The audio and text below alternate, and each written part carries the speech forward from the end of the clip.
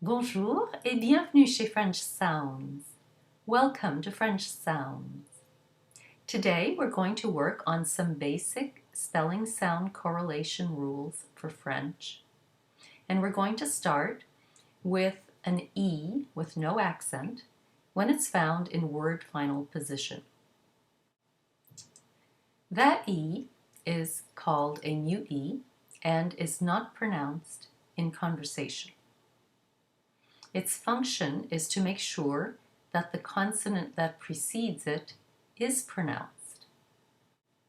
So for example, if you have the masculine singular adjective for green, which is vert, where the T is not pronounced, you add an E to it to make it feminine, and you get verte. It's not verte or verte or verte, none of those. It's just verte with a tiny bit of release of aspiration because the T is in final position. Okay, so let's do those together. Vert, verte. It's still one syllable. Now, let's talk about when you add an S to make a word plural. That S is not pronounced.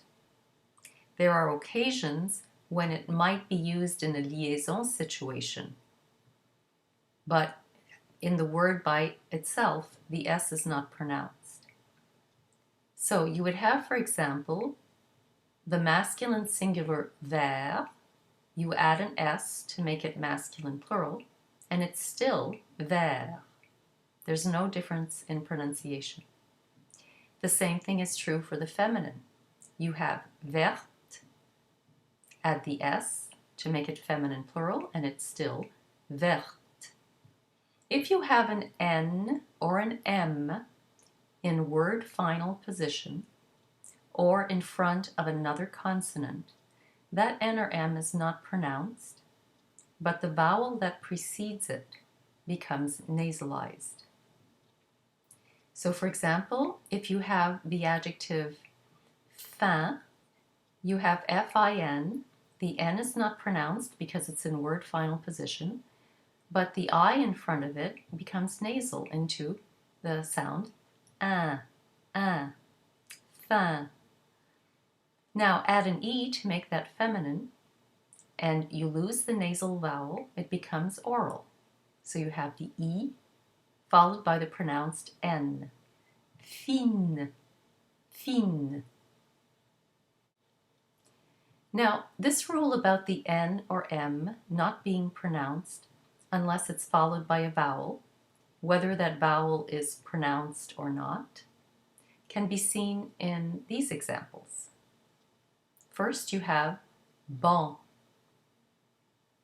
where you have an N followed by a silent C, and the N nasalizes the A in front, but it is not pronounced. Bon, on. You can also find it in banlieue, where the L, the following L, is pronounced. Add a vowel to it, and it becomes an oral A with an N. For example, banal, ba, a, not nasal, banal. Another important rule to keep in mind is when you're doing verb conjugations and you have third person plural with ENT. The ENT is not pronounced in conversation. So you have, for example, the third person singular, il danse, that ends in a mute E, which is not pronounced, as we said before. And then you make that a third person plural, and you have il danse, and it sounds exactly the same. It works also in the imparfait, for example.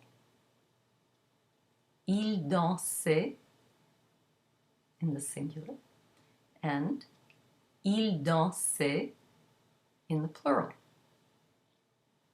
Let's move on to some other rules.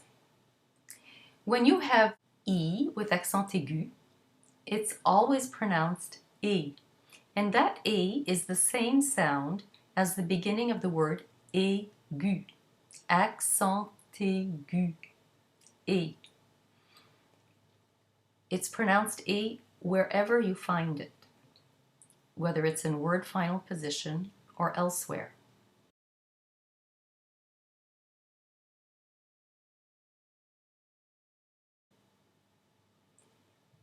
ER in word final position for infinitives is also pronounced e, although there are many other rules for ER, which I've covered in a different video. Some other important spelling sound correlations are the spelling OU, which is pronounced OU, such as in the word jour, as in bonjour, for example. You also have the spelling AU or EAU, such as in the word beau. And so that's an O sound. If you have the spelling U, that's the sound U, as in tu. OI is pronounced wa, as in toi. If the OI is followed by an N, then you get a nasal, ouin, as in loin. Moving on to some consonants now.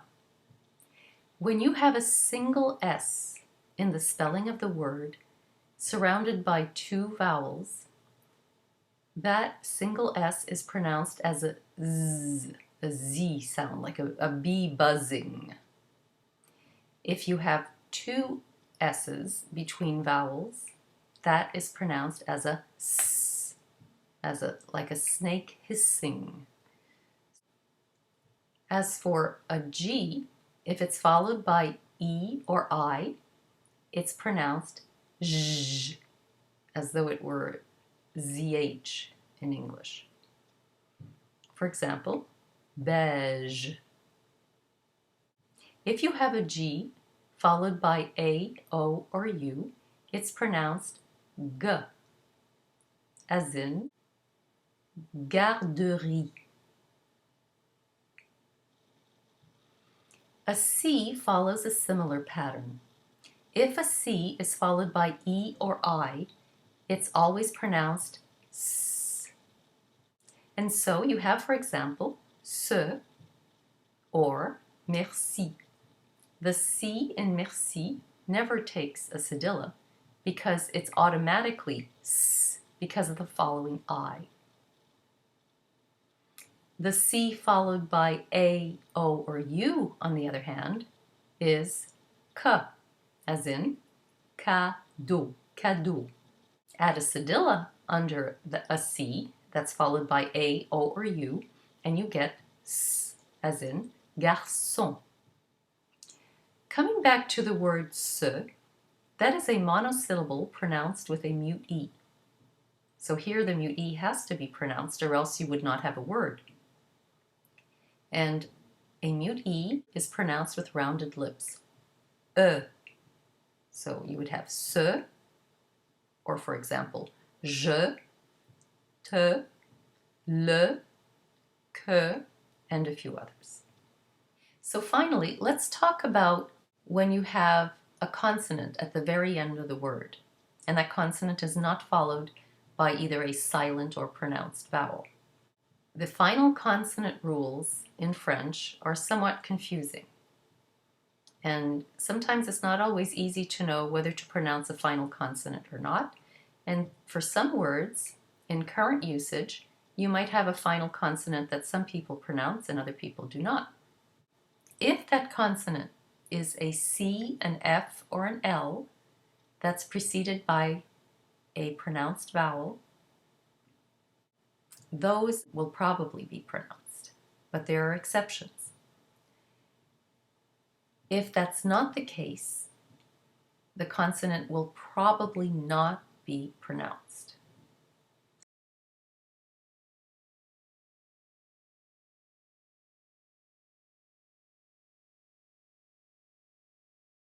So if you have a C preceded by a vowel, it's probably pronounced. For example, avec or sac. The same is true for a vowel followed by F. For example, chef or soif. And also for many words where you have vowel plus L. Fil, avril. But there are many exceptions, such as gentil or sourcil. And there's another exception with the R. The R with EUR is pronounced, and in monosyllables it's pronounced.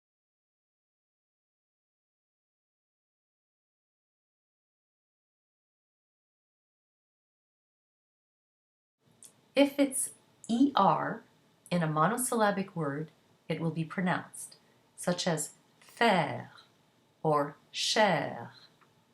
But if it's in a polysyllabic word, it will normally be pronounced as E, and that's true for all regular ER verbs. There are exceptions, however. And so let's look at some words where the final consonant is not pronounced. Let's go back to our color green in the masculine singular. Vert, or the color white, blanc. Those are some of the basic rules for spelling sound correlations in French. Alors, bon courage et à la prochaine. Au revoir.